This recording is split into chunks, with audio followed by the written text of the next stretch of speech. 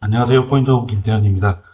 지금까지 처음에 환경 설정에서 회사 정보를 등록을 했고, 기초 관리에서 거래처라든지, 그다음에 재질, 견적을 산출하기 위해서 재질 등록 부분을 설명을 드렸고, 가공 단가, 후처리 단가 부분에서 이제 단가 부분 설명을 드렸습니다.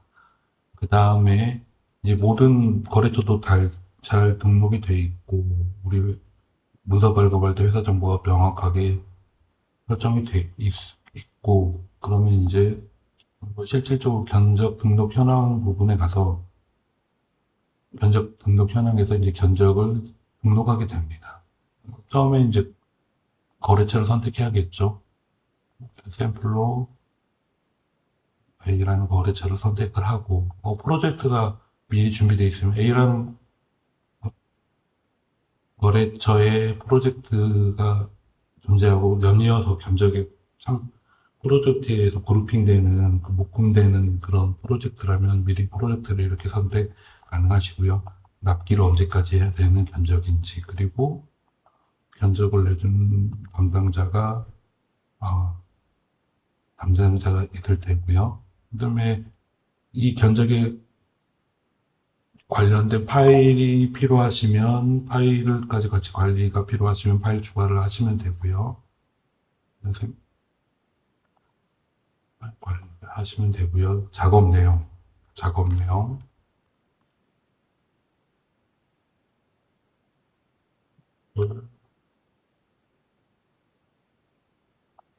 전달사항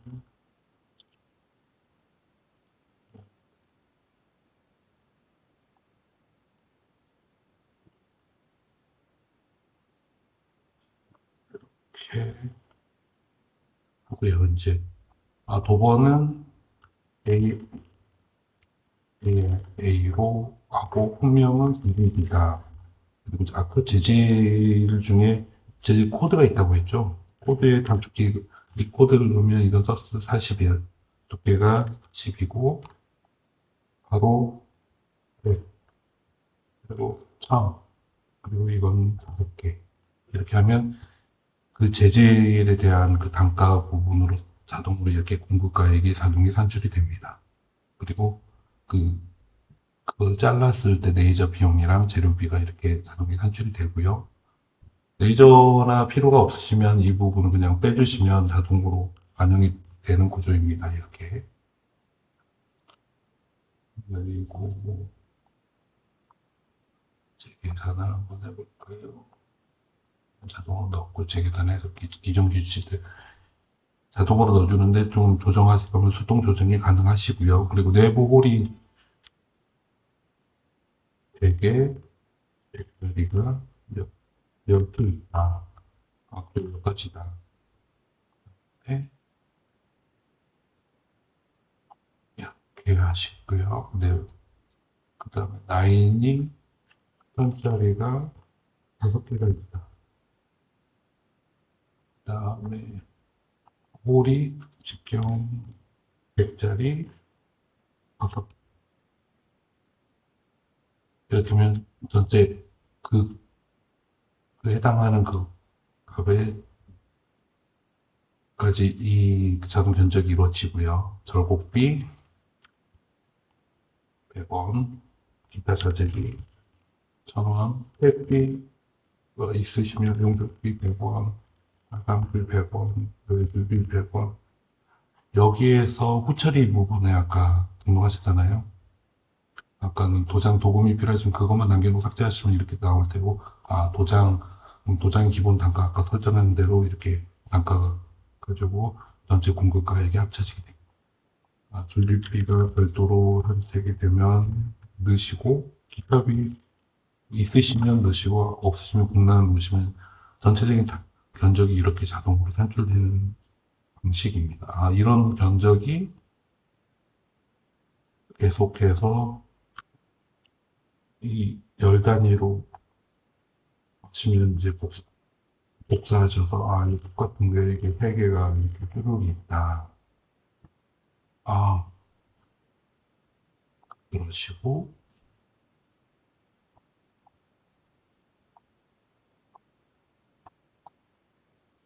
치면 이렇게 한번 전체 새로 고침 해주듯이 이렇게 하면 이렇게 반영이 되고요. 아, 이 견적은 빼야 돼. 견적에서 그냥 참조만 하려고 이렇게 했어.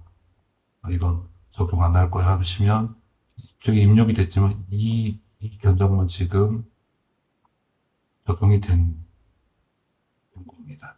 그리고 여러 견적에서 좀 계산 좀 해봐야겠어 이렇게 하시면 이렇게 몇 가지 이렇게 선택하시고 소개 적용을 이렇게 누르시면 소개 1에서 4 라인의 합계 정보를 여기다가 이렇게 하고 뭐 이걸 합치면 이렇구나. 그럼 이 소개만 여기 Y 빼시고 이 소개 정보 이렇게 계산했더니 견적이 이렇구나. 그럼 이것만 실질적으로 이렇게 적용하실 수 있습니다. 견적 이렇게 계산을 해보고 이것만 적용하는 것보다 전체 합계가 얼마인지 한번 보실 때 이렇게 이 방법을 많이 소개 기능을 쓰는데요.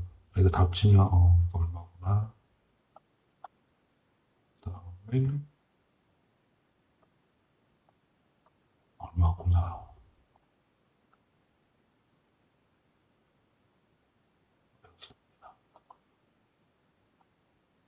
그래서 이 견적만 실질적으로 적용을 하고 저장을 하시면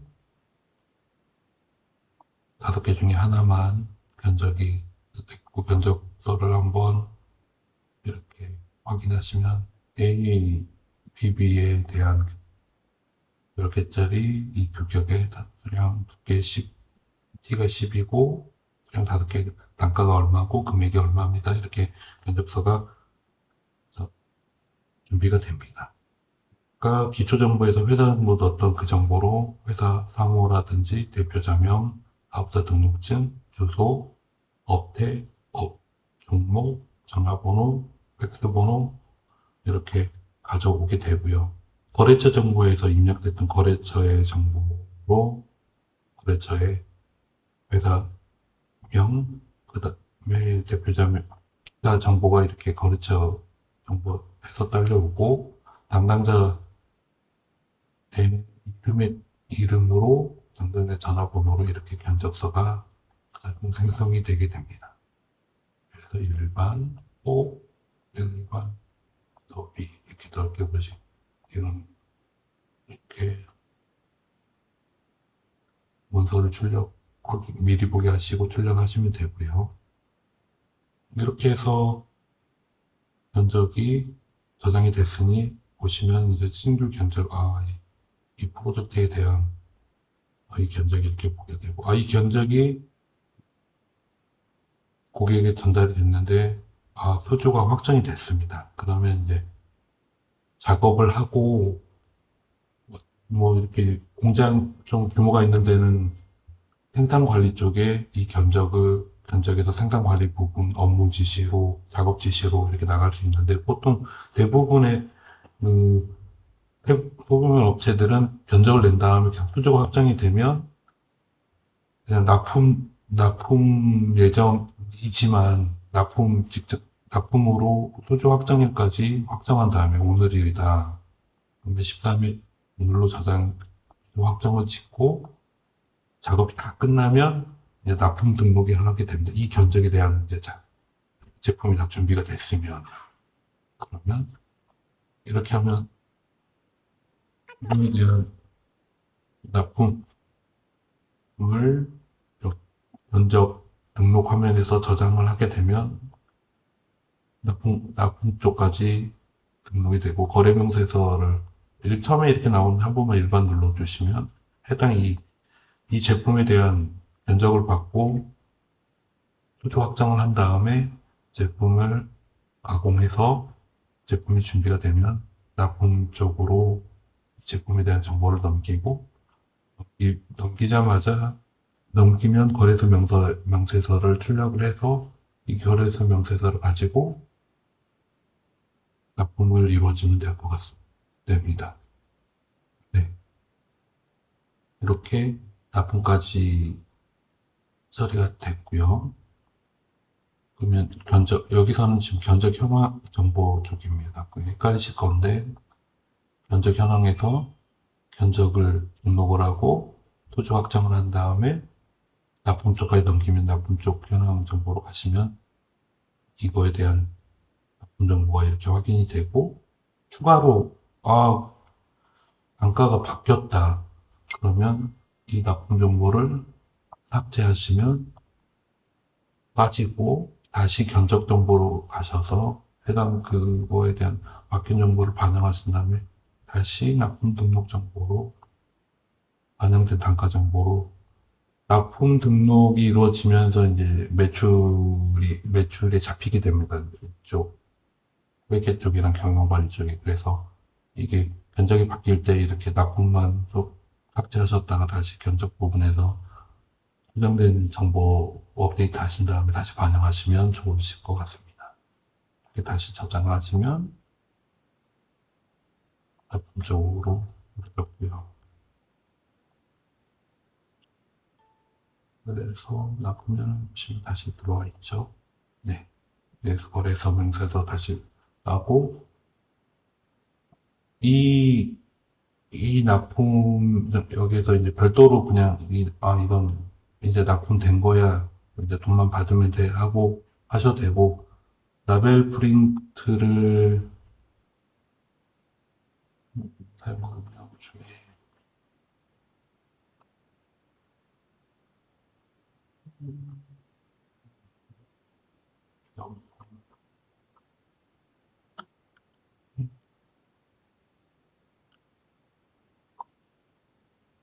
네, 그 부분인데요. 이 납품 등록 현황에 현품표 하면 해당 현품으로 납품된 정보에 그 라벨 프린트를 출력하실 수 있습니다. 그럼 별도로 TSC, TTP 이 라벨 프린트를 구매를 하시면 저희 프로그램에 연동 설치하시고 구매하셔서 설치만 하시면 이 바코드 정보랑 그 현품에 대한 정보, 이력 관리까지 따라가실 수 있는 이 라벨 프린트에서 각각의 납품 제품에 이 바코드 라벨지를 붙이시면 이력 관리가 더 용이하신 면에서 현품표 처리 정보가 이쪽에 포함되어 있다. 그렇게 설명드리겠습니다.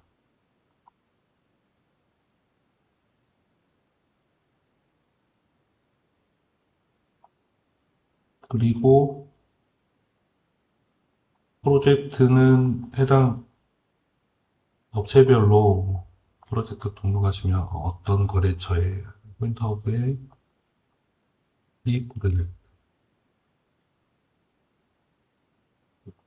업체에 B 프로젝트가 있고 이거는 B고 B 프로젝트 관련된 프로젝트다라고 저장을 하시면 포인트 레이저의 프로젝트 K 프로젝트라고 이렇게 적용을 됐고 이거는 B 프로젝트라고 적용해서 이렇게 묶음을 여러 견적을 이 프로젝트의 묶음을 이렇게 설정하실 수 있습니다. 아까 변경될 때 한번 프로젝트를 설정했었는데 그쪽 부분에서 그래서 이렇게 관리된 등록된 프로젝트를 묶음하신 거고 그 다음에 견적을 내고 견적을 확정한 다음에 납품 등록까지 이루어져서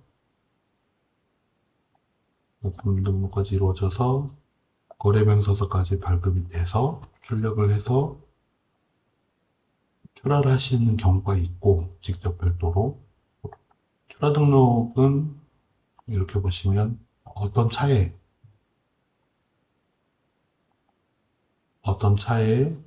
기사님 누구고 먼저 현품 번호 각각 그 현물에 대해서 라벨지를 출력을 했고 라벨지를 붙인 그러면 바코드로 현품 번호를 찍으면 그거에 대한 이렇게 샘플 하나 넣어놨는데요. 얘를 이렇게 찍으면 견적 번호는 2026년 1월 9일 두 번째 견적인데 거기 품목정보 도번 품명 SS4 41 구역은 T10 이 정보로 지금 이 형품에 대한 거를 바코드로 여기다 이렇게 클릭하시고 찍으면 이 정보가 딸려오고 이거는 이 차에 실었다라고 관리하시는 정보입니다. 그리고 차량 기사님께 이 반출증을 드리고 회사 밖으로 나가는 거 아니고 반출 처리를 이루어지는 문서까지 이렇게 관리가 됩니다. 그러면 견적을 받고 제품 나가는 것까지는 전부 다 설명이 됐죠. 견적 등록 현황 중에서 이렇게 파일 관리가 이루어지면 샘플 파일을 한번 보겠습니다. 저 파일이 없나? 이 문서 파일을 넣어보겠습니다. 사정을 하시면 이렇게 이루어지고요. 이 문서 파일은 더블 클릭하시면 텍스트면 얘가 샘플 어떤 로고 파일인데 이렇게 불러와서 확인하실 수 있고 모든 회사 사원들이 이렇게 해서 어떤 이 프로젝트, 이 견적에 대해서 공유할 파일들은 이렇게 관리하시면 좋으실 것 같습니다. 그리고 이렇게 관리된 파일은